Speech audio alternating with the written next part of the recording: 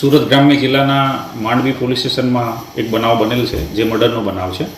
આ બનાવની હકીકત એવી છે કે ગઈ તારીખ 4/7/2025ના રોજ બપોરના સુમારે સતીશભાઈ હજારીવાલા નામના વ્યક્તિ છે, જે માંડવી માછીવાડમાં રહે છે, તેમણે બીટના હેડ કોન્સ્ટેબલ દિનેશભાઈને જાણ કરેલી કે ભાઈ આ એક જગ્યાએ એક મકાન છે અને એ મકાન છે બંધ હાલતમાં છે, તાળું મારેલું છે અને એની અંદર કંઈ કોઈ ખરાબ વાસ આવે છે. એ જે જાણ કરેલી એના આધારે પોલીસ દ્વારા ત્યાં તે ઘર ઉપર જઈ અને એ તાળું તોડી અને તપાસ કરતાં એમાં એક મહિલાની લાશ મળી આવેલી અને એ 3-4 દિવસ પહેલાં એ લાશ છે એનું મૃત્યુ થયું હોય એવું જણાઈ આવેલું.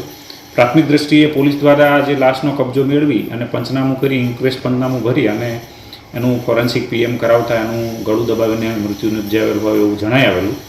અને આ જે બનાવ અનુસંધાને પોલીસ વિવિધ દિશાઓ અને વિવિધ પુરાવાઓ અને પૂછપરછ વિવિધ લોકોની કરતાં પ્રાથમિક દ્રષ્ટિએ જણાવેલું કે ભાઈ આ જે મરણ જનાર છે એ સુમિત્રાબેન ડામોર કરીને મહિલા છે અને એમના પતિ દિનેશ વેલજીભાઈ ડામોર જે એસટીમાં નોકરી કરે છે અને દાહોદથી માંડવી અને માંડવીથી દાહોદ જે એસટી ડેપો છે એની બસ છે ચલાવે છે. આ જે દિનેશભાઈ વેલજીભાઈ ડામોર છે એ આ બનાવ સમય પછી એ હાજર મળી આવેલા નહીં અને એમનો ફોન પણ સ્વિચ ઓફ આવેલો, એટલે પોલીસને પ્રાથમિક દ્રષ્ટિએ શંકા ગયેલી કે આ ઘરકંકાસ કે એવું કંઈ હશે ને એમાં મૃત્યુ નિપજેલ છે. ડૉક્ટર છે એમણે ફોરેન્સિક પીએમ કરી અને પ્રાથમિક કોઝ ઓફ ડેથમાં જણાવેલું કે ભાઈ આ મહિલા છે એમનું ગળું દબાવીને મોંગરિંગ કરીને એમનું મૃત્યુ નિપજાવેલું છે.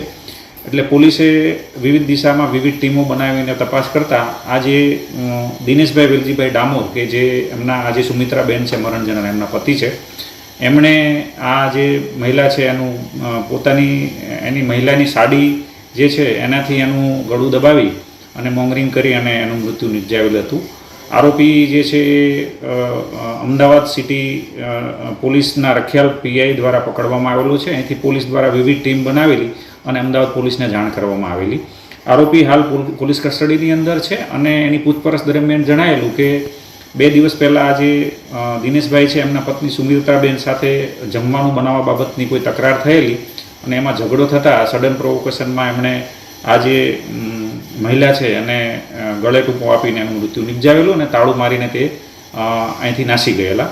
હાલ પોલીસ દ્વારા બીએનએસની કલમ 103(1) મુજબ ગુનો દાખલ કરેલો છે. આરોપી એરેસ્ટ કરવામાં આવેલ છે અને વિવિધ પુરાવાઓ જે છે એ એકત્રિત કરવાની કાર્યવાહી પોલીસ ઇન્સ્પેક્ટર માંડવી કરી રહ્યા છે.